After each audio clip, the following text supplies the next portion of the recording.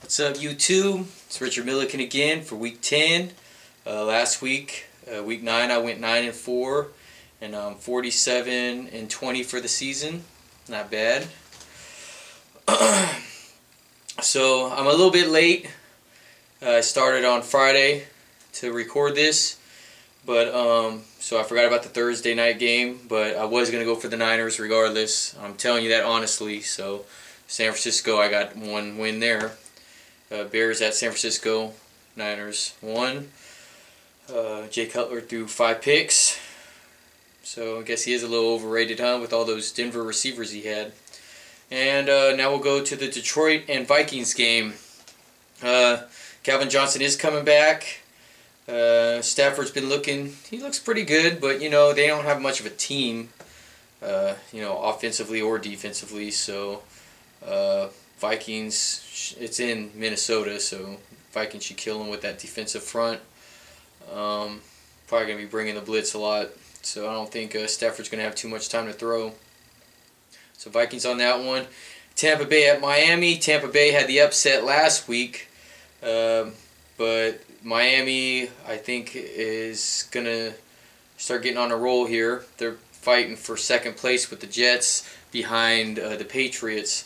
So that Wildcat offense and nice little defense they got going on there, and Chad Henne does all right when he has to make the throws. He has some strong arm, nice accurate throws, so I'm going to go Miami there. Bills at Titans. T.O.'s back. Who cares? Chris Johnson has 959 yards rushing. He's on pace to have for 2,000 yards, or pretty close to it, for the season. He said if he does reach 2,000 yard mark, that he is going to buy every one of his offensive linemen a car for blocking for him and getting him to that mark. I think that's pretty cool of him. Anyways, I'm going to go with Titans on that one. Vince Young starting. They brought him in a week ago, whatever, or 2 weeks ago, and he's been doing pretty good, like I knew he would. So they can't just concentrate on the run now. Kerry Collins passed for a little bit, but they were putting 8 in the box for Chris Johnson. So now he can run the ball too as a quarterback, so that's going to open it up. Saints at Rams. I keep wanting to go for upsets on the for the Saints, so they're not undefeated. But I mean, the truth is, come on, man.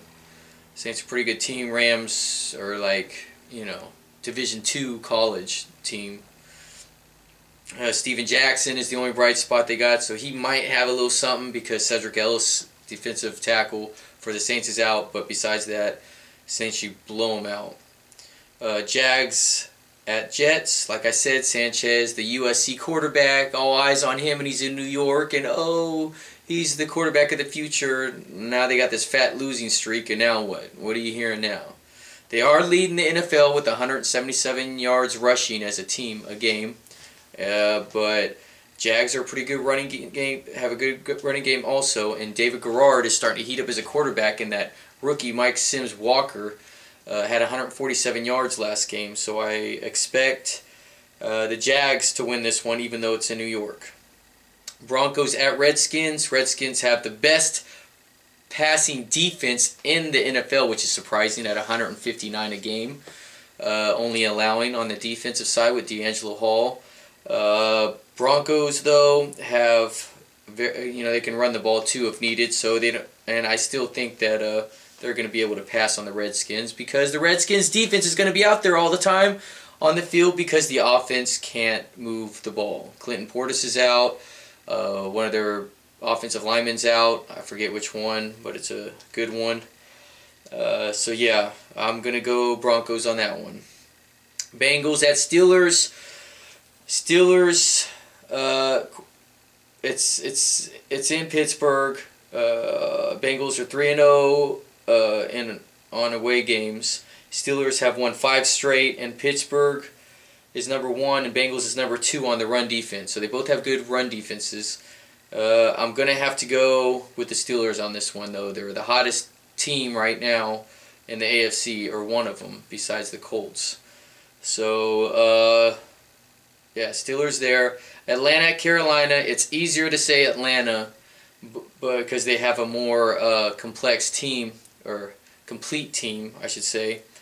Carolina only has the running game, and Jake Delhomme hasn't done well this year, so they haven't been able to put it up in the air. So I'm going to go Panthers, though. It's in Carolina. Their running game is starting to come out, and they got the duo with Jonathan Stewart and DeAngelo Williams at the helm. And even though Jonathan Stewart's always questionable, he usually ends up playing. So I'm going to go Carolina there. KC at Oakland. Sorry, Raider fans. This might be a close one since Chiefs aren't good either, and they just let go of Larry Johnson. They picked up Chris Chambers, though, from San Diego, the receiver. So it's in Oakland. I can say Oakland, but I'm gonna have to go Chiefs on this one. I mean, pretty much every week you can just go against the Raiders. Sorry. Dallas at Green Bay in Lambeau Field. Cowboys have the third best offense, total offense, with 404 yards, 404.5 yards a game they average between passing and running. It's pretty good, man. Our defense is starting to come around, and Green Bay, I think Aaron Rodgers has been sacked 37 times by week 10 or by week 9. So 37 times, that's a lot, man. That leads the NFL. So I'm going to say DeMarcus Ware gets 2 or 3 sacks. The whole defense comes through. They're going to try to use their spread offense and make it so we can't use blitz packages as much with the linebackers, but that's fine. We can go nickel and still blitz and dime. Doesn't matter. Still got to leave DeMarcus in there on some 3-4 defense schemes, though. So Cowboys on that one. Seattle at Arizona. Arizona has like the 4th best run defense, so they're going to probably stop Julius Jones and the Seattle Seahawks on that. It's in Arizona. Arizona has a good passing game. End of story there, Arizona. Eagles at Chargers.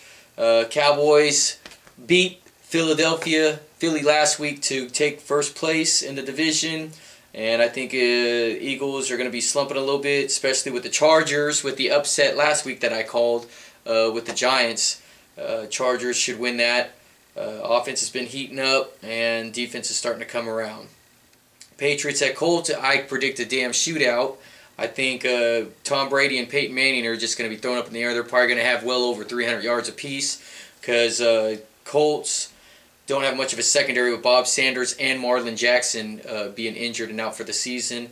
And then Patriots don't have much of a secondary since most of them went to the Eagles with Ellis Hobbs and Asante Samuel. And then the Monday night game, Ravens at Browns. Well, Browns aren't going to do much. Brady Quinn I like from Notre Dame, the rookie a few years back. He's getting the nod to play behind center today, or on Monday. And then, but I just think that they don't really have anybody. They traded Braylon Edwards and Kellen Winslow, their star tight end and receiver, so there's not much offense. Jamal Lewis is over the hill. So Ravens going to bring it. Ray Lewis and the whole defense going to bring it. They're going to show up, and they're going to prove why they deserve to be in the playoffs this year, because they're going to kill teams that they need to kill.